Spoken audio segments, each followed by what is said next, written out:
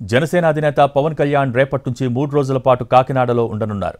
Amalapuram, Rajahmundry parliament పరిధిలోని assembly నియోజకవర్గాల కోఆర్డినేటర్స్తో విడివిడిగా సమావేశం కానున్నారు.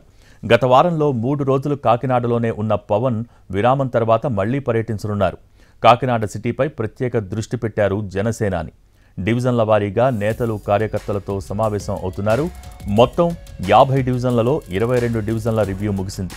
మిగతా డివిజన్ల రివ్యూ ఈ పర్యటనలో చేయనున్నారు.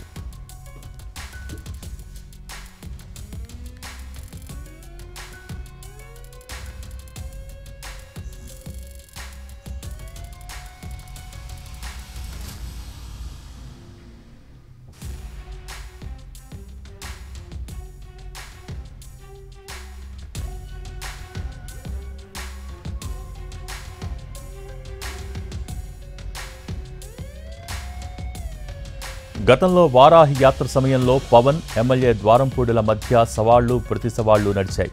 దమ్ముంటే తనపై పోటీ చేయాలని ద్వారంపూడి పవన్ కళ్యాణ్కు సవాల్ చేస్తే ఈసారి అసెంబ్లీలో అడుగుపెట్టనివ్వబోనని ద్వారంపూడికి ప్రతి సవాల్ చేశారు పవన్. స్థానిక నేతలు కూడా ఈసారి పవన్ కళ్యాణ్ను కాకినాడ సిటీ నుంచి పోటీ చేయమని కోరుతున్నారు. పరిస్థితులను బట్టి నిర్ణయం తీసుకుందామని చెప్పారాయన. టార్గెట్ కాకినాడ సిటీగా స్ట్రాటజీ అమలు చేస్తున్నారు జనసేన అధినేత.